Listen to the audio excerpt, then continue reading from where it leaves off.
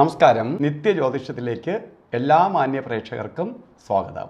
ഇന്ന് 2026 ജൂലൈ മാസം 17-ാം തീയതി 1201 ആണ്ട് കർക്കടക മാസം 1-ാം തീയതി.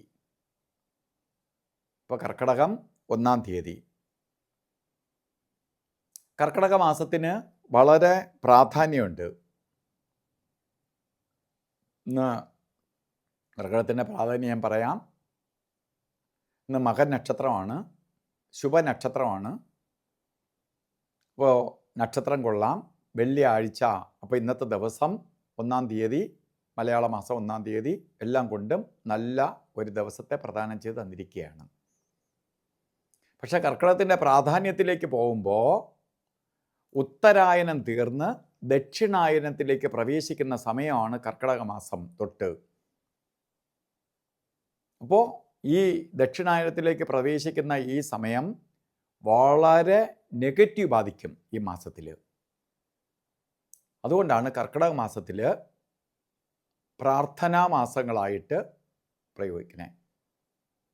ഹിന്ദു ആചാരപ്രകാരം രാമായണ മാസം ആയിട്ട് ആചരിച്ച് പോരുന്നത് കർക്കിടക മാസത്തിന്. കാരണം എന്താണ്? പ്രപഞ്ചത്തിൽ തന്നെ നെഗറ്റീവ് ബാധിക്കുന്ന സമയമാണ്. അപ്പോൾ പോസിറ്റീവ് കൂട്ടാനും പ്രാർത്ഥനയിലൂടെയാണ് ഏറ്റവും വലിയ പോസിറ്റീവ് എനർജി ഉണ്ടാവണേ. അത് ഏത് ദൈവത്തെ പ്രാർത്ഥിച്ചാലും പോസിറ്റീവ് എനർജി കൂടും. പ്രപഞ്ചത്തിൽ പോസിറ്റീവ് ഉണ്ട്. ആ പോസിറ്റീവ് ആ ആളുകളിലേക്ക് വലിച്ചെടുക്കുന്നതാണ് പ്രാർത്ഥന. അപ്പോൾ സ്വയം പ്രകാശിക്കും. പലതിൽ നിന്ന് നമുക്ക് രക്ഷ നേടാൻ സാധിക്കും. അതുകൊണ്ടാണ് കർക്കിടക മാസത്തെ രാമായണ മാസമായിട്ടും പ്രാർത്ഥനാ മാസമായിട്ട് മാറ്റിവെച്ചിരിക്കണേ. അതുപോലെ തന്നെ ആയുർവേദത്തിലെ ചികിത്സ എന്ന് പറഞ്ഞാൽ എന്താണ്? ഉത്തരായനം തീർന്ന് ദക്ഷിണായനത്തിലേക്ക് പ്രവേശിക്കുമ്പോൾ ശരീരം ദുർബലമാവും. പ്രപഞ്ചം തന്നെ ദുർബലമാവുമ്പോൾ അതിനകത്തേക്കുന്ന ജീവജാലങ്ങളെ ബാധിക്കും, പ്രത്യേകിച്ച് മനുഷ്യനെ. ശരീരം ദുർബലമാവുമ്പോൾ എന്തു ചെയ്യും? രോഗാദി ദുരിതങ്ങൾ വർദ്ധിക്കും. വാത കഫ പിത്ത ജന്യമായ അസുഖങ്ങൾ വർദ്ധിക്കും. മുട്ടുവേദന, നടുവേദന, അതുപോലെ ജോയിൻസിനെ ബാധിക്കുന്നതിനൊപ്പം തന്നെ നമുക്ക് ശരീരക്ഷീണം, അതുപോലെ മറ്റ് അസുഖങ്ങൾ വർദ്ധിക്കും. ഇതിനു വേണ്ടിയിട്ടാണ് പ്രാർത്ഥനയ്ക്കൊപ്പം തന്നെ കർക്കടക ചികിത്സ.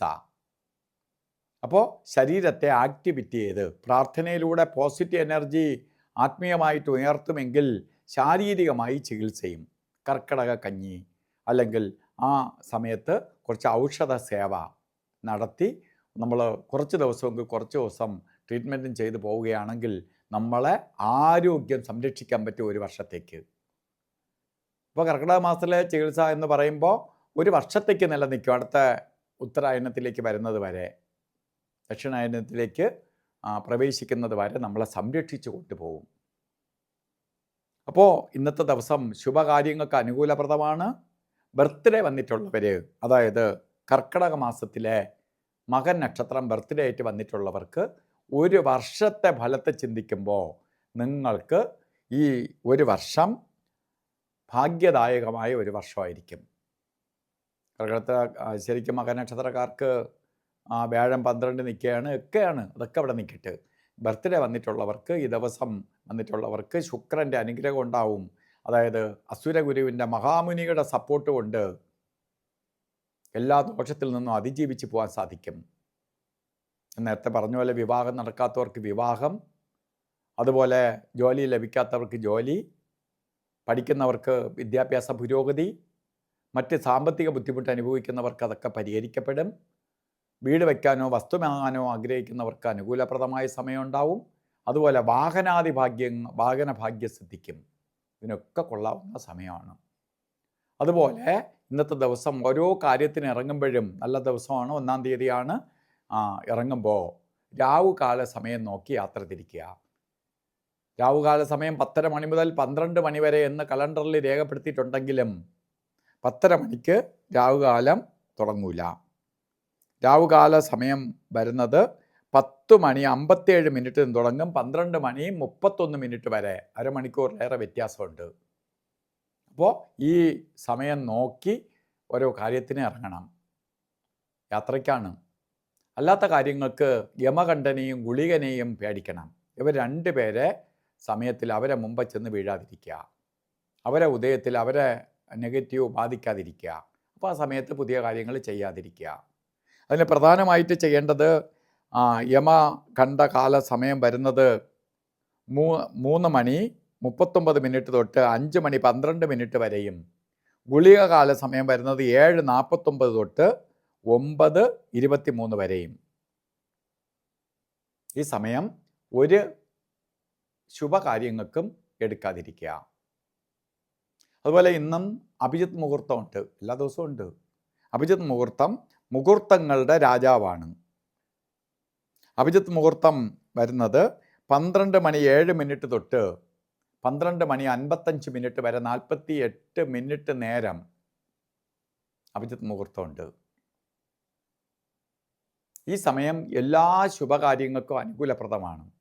അതുപോലെ ഇന്നും വസ്ത്രധാരണമൊക്കെ നമ്മൾ ചെയ്ത് അമ്പലദർശനത്തിനായാലും മറ്റു കാര്യങ്ങൾക്കും ഒക്കെ പോകുമ്പോൾ നമുക്ക് വസ്ത്രധാരണം ശ്രദ്ധിക്കുക.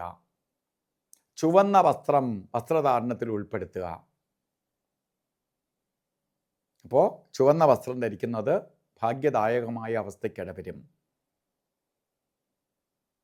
അല്ലെങ്കിൽ ചുവന്ന ഒരു കർച്ചീപ്പായിട്ടെങ്കിലും കരുതുന്നത് നന്നായിരിക്കും. കർക്കിടക ചികിത്സയെക്കുറിച്ച് അല്ലെങ്കിൽ കർക്കിടക മാസത്തിൻ്റെ പ്രത്യേകതയെക്കുറിച്ച് ഞാൻ ഈ എപ്പിസോഡിൽ തന്നെ പറയുകയുണ്ടായി. അതിനെക്കുറിച്ച് കൂടുതലായിട്ട് നിങ്ങൾക്ക് അറിയാൻ, ചികിത്സാദി കാര്യങ്ങളെക്കുറിച്ച് കൂടുതലായിട്ട് അറിയാൻ താല്പര്യമുള്ളവർ ഈ നമ്പറിൽ തന്നെ, ഇതിൽ നമ്പർ കാണിക്കുന്നുണ്ട്, ഈ നമ്പറിൽ തന്നെ ബന്ധപ്പെടുക. കാരണം നമുക്ക് ആയുർവേദവുമായി ബന്ധപ്പെട്ട് ആയുർവേദ ഹോസ്പിറ്റലും അതുപോലെ മരുന്ന് നിർമ്മാണവും ഒക്കെ ഔഷധ കഞ്ഞിയൊക്കെ ഉള്ളതുകൊണ്ട് അതുമായി ബന്ധപ്പെടുക, എന്ത് ഡൗട്ടുണ്ടെങ്കിലും. അപ്പോൾ ഇന്നത്തെ ദിവസം എല്ലാവർക്കും നല്ലത് വരട്ടെ എന്ന് പ്രാർത്ഥിച്ചുകൊണ്ട് നിർത്തുന്നു. നന്ദി, നമസ്കാരം.